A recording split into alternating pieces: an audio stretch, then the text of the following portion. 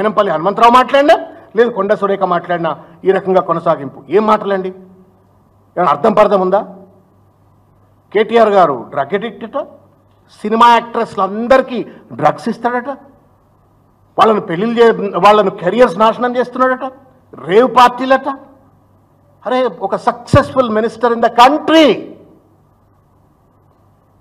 హైదరాబాద్ను బ్రాండ్ హైదరాబాద్గా ఒక గ్లోబల్ సిటీగా తీర్చిదిద్దినటువంటి ఒక వ్యక్తిని, తన ఉద్యోగాన్ని జీవితాన్ని వదిలిపెట్టి వచ్చి తెలంగాణ ఉద్యమంలో పనిచేసిన వ్యక్తిని పట్టుకొని ఆయన సిగరెట్ తాగాడు జీవితంలో. డ్రగ్ల ముచ్చడు దేవుడేరు. I have never seen him. నేను చాలా క్లోజ్గా తిరిగినా కానీ నేను ఎప్పుడు మందాంగ కూడా చూడలేదు. ఆయన ఓ బీరో వైనో తాగిన ముచ్చట్లు కూడా నేను చూడలే. ఆయనను పట్టుకొని డ్రగ్ అడిక్ట్ వాడు పిచ్చోడు. Sorry to talk slang, but white challenge అని చెప్పని ఒకసారి అమరవీరుల స్తూపం దగ్గర పోయి అట్లా చేసిండ్రు. మళ్ళీ నిన్న ఈమె ఇష్టం వచ్చినట్టు మాట్లాడింది. మీరు కేటీఆర్ గారు డ్రగ్స్ తీసుకుంటున్నారు అంటే కూడా to certain extent it's excusable. But ఏమంటా ఉన్నావు, మొత్తం ఫిల్మ్ ఇండస్ట్రీలో ఉన్నటువంటి ఒక నటీమణులందరికీ ఈయన డ్రగ్స్ ఇస్తున్నాడు అని చెప్పని ఎవరిని ఇంప్లికేట్ చేస్తా ఉన్నాను? నీ రాజకీయం కోసం నువ్వు కేటీఆర్ గారిని విమర్శించినావు. ఒక ఎత్తు తప్పు అయినప్పటికీ కూడా నువ్వు నటీమణులు ఎందుకంటా ఉన్నాను? వాళ్ళ జీవితాల గురించి ఎందుకు మాట్లాడుతూ ఉన్నావు?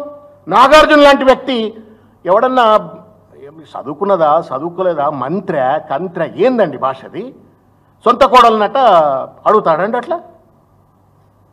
మళ్ళీ ఏమంటా ఉంది, సిగ్గు ఎగ్గు లేకుండా, I'm sorry to use this word again, సోదరు లాంటిది, పద్ధతి లేకుండా మాట్లాడింది.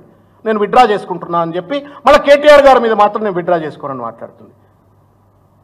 ఎట్లుందంటే కత్తి తీసి కస్సన పొడిచి, నేను కత్తి వెనక తీసినా కదా ఇక నన్ను క్షమించండి అన్నట్టున్నది. పొడిచేది పొడుస్తావు, వెనక వీక్కుంటావు, మళ్ళీ నేను క్షమించండి అంటున్నావు.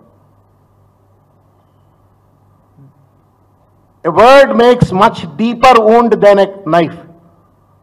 మాట కత్తి కంటే కూడా బలమైనటువంటి ఒక గాయం చేస్తుంది.